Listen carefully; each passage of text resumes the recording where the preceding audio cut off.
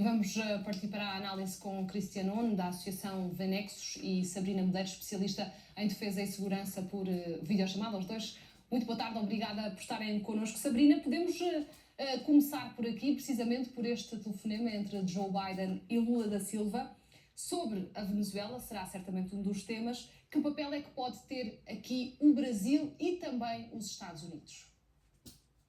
Boa tarde a todos, é um prazer estar aqui, Sara, com todos vocês. A ligação do Biden para o Lula nesse momento é muito importante, posto que qualquer tipo de intervenção exógena qualificaria aqui uma intervenção de caráter neoimperialista num país que já tem como plataforma política justamente a rejeição a esse tipo de intervenção, sobretudo daquelas que vêm do norte global. Então, a mediação do Brasil é uma possibilidade, e sobretudo junto ao ex-guerrilheiro, que é atual presidente, que é o Petro, a presidente da Colômbia. Mas antes desse formato, também outros formatos já foram pensados. Mesmo a Rússia, alguns anos atrás, no Conselho de Segurança, sugeria que o México fizesse a mesma intervenção com o Uruguai. Portanto, é preciso que os parceiros regionais entrem nesse, que é um grande imbróglio político, e, sobretudo, para evitar o alastramento de qualquer tipo de crise civil importante a partir desse processo eleitoral potencialmente fraudulento. Até porque sabemos que aquilo que acontece na Venezuela depois terá impacto ali nos países à volta. Cristian, a Venexus é uma associação de venezuelanos e luso-venezuelanos cá em Portugal.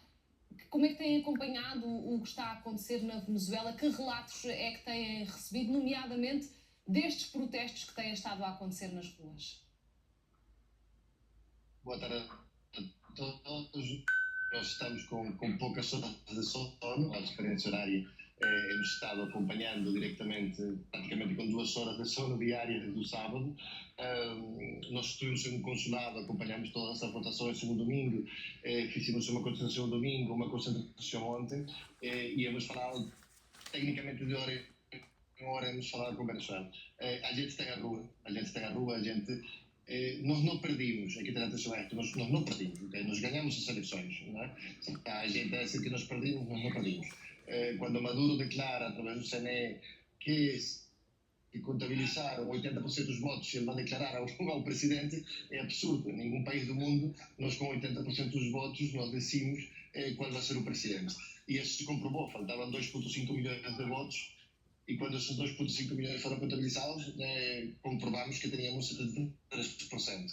Ou seja, o presidente é do mundo e ponto. Ou seja, de facto, temos notado que uma quantidade de países do mundo estão apoiando isso, estão a pedir que realmente há uma transparência nisto. Ou seja, se nós podemos saber, tirando os países que são ditatoriais,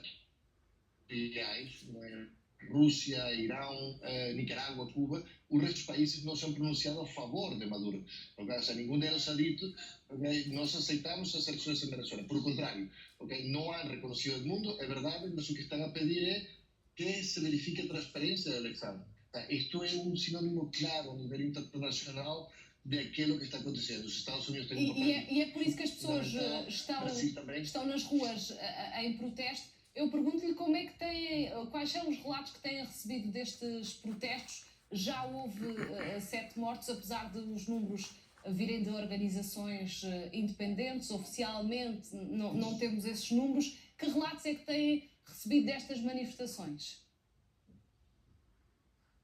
Por primeira vez em história, as favelas han decidido, as favelas han ido diretamente a Caracas a intervenir nas concentrações.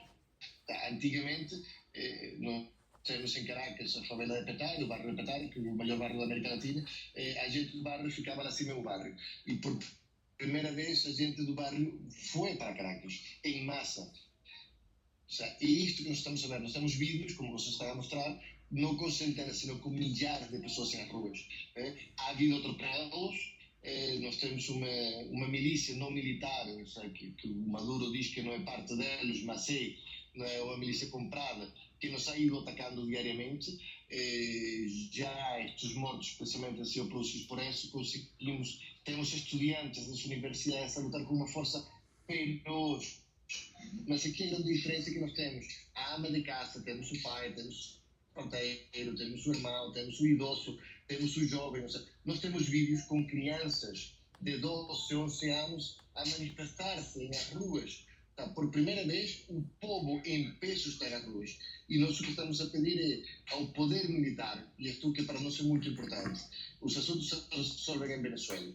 Obviamente é importante o apoio de todos os países internacionais, estamos de acordo, isto nos vai dar mais apoio, mas estamos a pedir aqui o apoio militar do governo, destes dissidentes que podem entregar o poder, para que acompanhem o povo, porque esta barreira que existe neste momento é o povo contra os militares, não é o povo contra Maduro, não é? O Maduro é um, não é?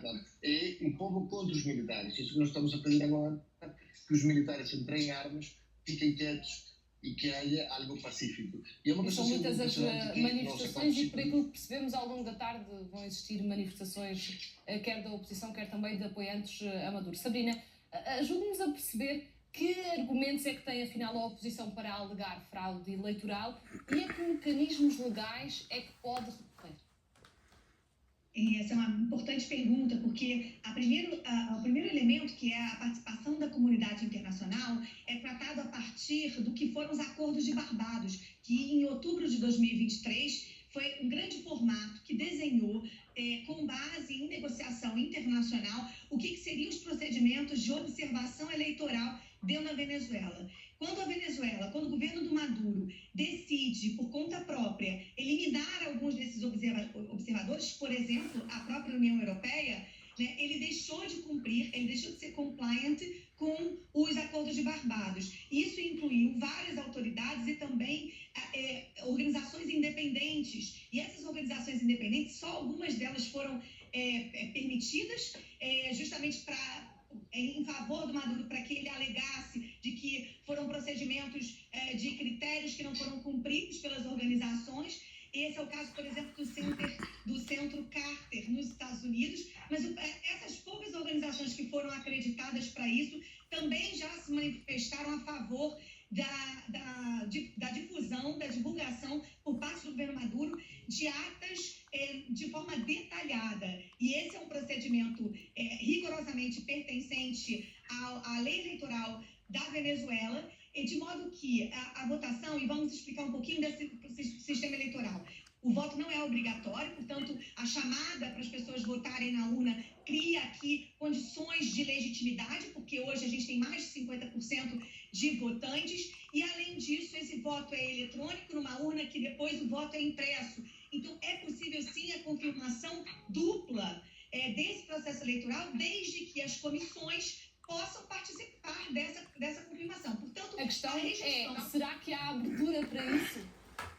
Não, então a rejeição do governo Maduro, e aí sim um elemento fulcral como condicionante local, doméstico do Maduro, é não cumprir a possibilidade de termos comissões mistas, inclusive com a oposição presente, para valorar essas atas eleitorais, que, para além de serem divulgadas, então, por exemplo, um cidadão pode ir ao sítio e verificar a sua ata eleitoral, mas eu precisaria, para fazer essa consulta, do número do voto de cada um, de individual. Portanto, quando se tem acesso a essas atas, são as atas publicadas. No caso do Brasil, por exemplo, se publica imediatamente ao fechamento das portas de cada unidade eleitoral, se publica uma lista na porta dessa unidade.